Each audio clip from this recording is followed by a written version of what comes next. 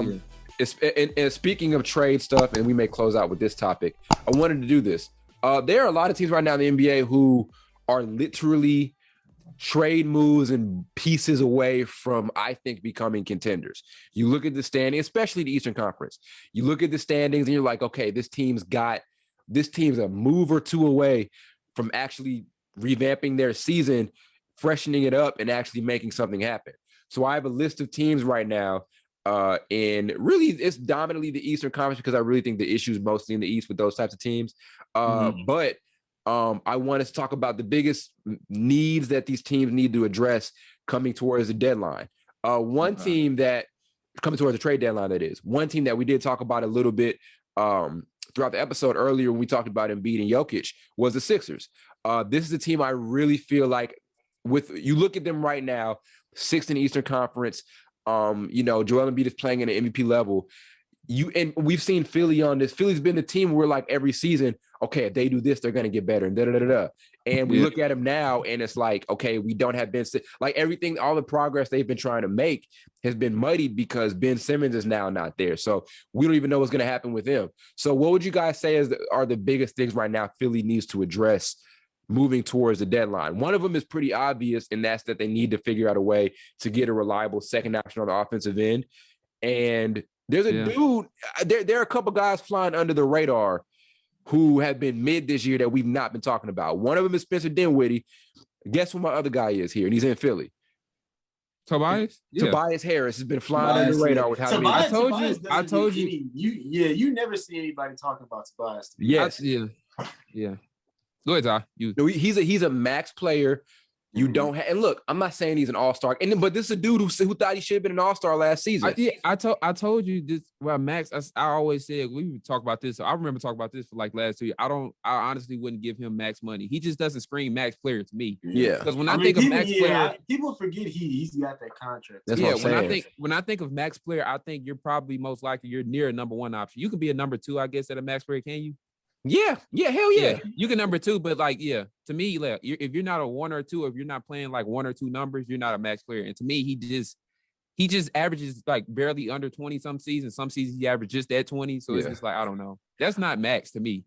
He's an analytics guy, and I'm not saying that's bad because he's a very efficient scorer, solid defender. Analytics like him because we say, okay, he's an efficient guy who can put the ball through the basket. And I think he's good enough to elevate into that second option role. There were times on the court last year, strictly on offense, period, where he just looked like the second best player for Philly. Now you look at him this season, and the reason we're screaming for a number two option when it really should be him, but the reason we want that is because you look at him and he's not a guy you're putting the ball in the hand, getting him the ball late in games on the perimeter saying, hey, can you help close the game out for us? Like last night, couldn't make a shot late in the fourth quarter. I don't remember how many points he had. He may have been productive last night, but I know in the fourth quarter, there wasn't anything convincing enough to make me think, okay, this is their go-to perimeter guy if Embiid's not playing well. And, we can ask him to do this in the playoffs. So I see why they're giving that max contract, but this year he's not lived up to it. And he's coming off the season where he thought he should have been an all-star. And I personally think he was as good as like a lot of guys who were on the all-star team last year, but they definitely do need to try to invest in a second option, and like I said, Harris could be that guy, but there's still a level of uncertainty with him doing that. So we still want to, they still need another dude to try to put together a run, You can, like I said, all of it's going to revolve around what you do with Simmons. That's what it's all going to be about. Because I was thinking try to get Malcolm Brogdon, but I don't know if he's good on deep. But you think he's a good enough second option as far as offense goes, like offensively? I think he's good enough to be a good option outside of Embiid and next to Tobias Harris. He's a very, very good shooter, very good distributor. Can close out games because we've seen him do it multiple times with Indiana, has playoff experience. Hell yeah, I think Brogdon could be a major answer to a lot of their issues. Yeah. Y'all ever heard him talk, bro? His voice is not what you think it would be. Obama. Yeah. But I think Brogdon's got to be their target, bro. And also maybe not because you go with Brogdon, then you're pushing Therese Maxey out of the lineup. And that's what I'm saying. And Maxey had a career game yesterday too. He's been playing pretty good. So he's been amazing. He's been my top candidate for most improved. So it's like certain. I still got Jordan Poole, to be honest. Yeah, I got Jordan Poole. The reason I got sleep. Jordan Poole out is because I think he's been out for a couple of weeks. Poole will be right there with him if he has. Yeah, he'll be. Y'all Yeah. sleep on my boy Bridges. He go get y'all. Bridges too. Yeah, He didn't cool it off a little bit though, but he Yeah. go come back. it's a hell of a race this year, you know. But I mean, I think they could make it work because we've seen multiple point guard lineups work in the NBA. That's kind of a new thing right now. But no, I think you could, and I think packaging Simmons with maybe because it'll be a multi-guy trade, you know, like they send away Simmons and maybe some other guys to bring back Brogdon and some other dudes in the package, maybe Brogdon and a couple role players in draft capital. Boom, I think Philly elevates their season to another level, you know, so that boosts them up offensively, you know, because now you look at now you have one guy averaging 20. Now you potentially have one guy averaging 20 plus with Harris averaging just under 20 and maybe Brogdon averaging 20 and then Maxey averaging like 17 or 16 or whatever. So, or would it be better for them to try to get Karis LeVert instead? That's a good question. I think because he plays guard position. Sometimes he might play forward, but he normally plays guard. I think Brogdon, Carl, because one of the issues with Philly is that they've been mid from a three-point shooting standpoint, you know, and I don't think LeVert solves that issue. I think he makes spacing a little bit weirder because he's not a dude you can kind of put off the ball or whatever. You know, like let's say we're in late game situation, we got the ball in Tobias Harris's hand. Are we gonna let's say Harris gets cut off and needs to make a kickout pass? I mean, LeVert can hit that shot, but are we confident in him being a catch and shoot guy late in games or whatever? You know, compared to Brogdon, who can knock down shots off the catch, off the dribble or whatever. LeVert can shoot, but he's not like an off the catch type of guy, you know? So he needs the ball. Yeah, he needs the ball in his hand. That's what I'm saying, you know? So, I think Brogdon solves a bunch of their issues, and it makes sense for Indiana too. You know, a lot of sense for them to try to kick off. Like I said, they want to rebuild, so it makes sense for them to make that happen. So, I'm trying to think of other players that they could. How would Buddy Hield fit with him? Buddy Hield would fit for sure. Who, with the Sixers. Perfect. Yeah, like I mean, you already got. You don't like it, Blake? I don't know. You got Seth there. Yeah, but like I said, a lot of it with Philly is even with Seth and Danny Green and Harris and those guys, they've been still mid 3-point shooting wise. There is this though. I can see why you're skeptical because are we confident asking Buddy Hield? I don't know what we're asking for from whoever they trade for. That's what I'm saying. But it's like Buddy Hield, are we like comfortable asking him to be like that? I don't think I am. I'm not. He's a third. To me, at best, he's a third. And is he even a third? He's been, I mean, you know, he hasn't even been a 1 on a bad team. Has he even been a 2 on a bad team? There may have been a couple seasons in Sacramento. Yeah, he might really. And I think this year he isn't really.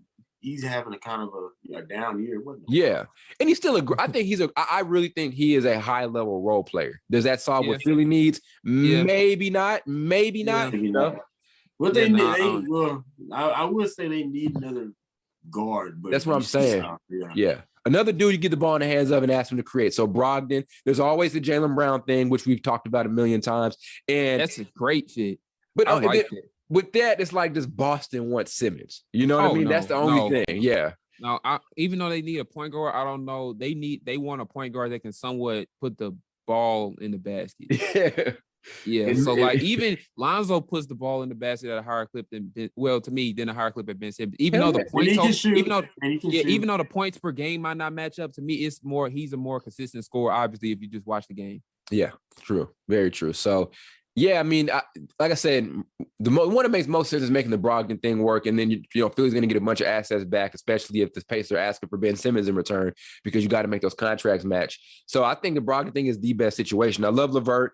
LeVert's been a name kind of thrown around with Philly, but I don't think he does. I don't think he solves the 3-point shooting issue as much as Brogdon does. But Brogdon solves a bunch of their problems. You know, he doesn't take away from them defensively at all because he's a really good defensive guard. He adds to the 3-point shooting. He gives them another facilitator, you know, which is another thing. We go back to Tyrese Maxey. We've talked about with Tyrese Maxey, he's been great, but there's still strides he needs to make. And that's not bad for a second-year guy at all who's just thrust into the starting point guard role. You know, he's not averaging a lot of assists, so this team is missing a real facilitator. Brogdon is a great facilitator in pick and roll, pick and pop. He has a lot of different options in Indiana, so we've been able to see that versatility in his playmaking game, you know. So Brogdon solves like every issue you could think of with Philly right now. Brogdon almost covers each and every one. So I'm big on a Malcolm Brogdon trade with Philly, and I think it makes a lot of sense for Indiana to take back Ben Simmons for their situation. Yeah, it definitely does. I just don't know. Like I don't know what's going to happen to Ben Simmons. I don't. Yeah. Maybe he goes in. Go ahead. You know, you go ahead. Maybe he goes to Indiana and then starts, molding himself into that, starts becoming what he wants to become, because you got to look at it from his perspective too. Does he want to go to Indiana? I mean, he want to go anywhere where he feels like he's the first. That's what he said, So Indiana, he wants them just to build around him. Basically. Yeah.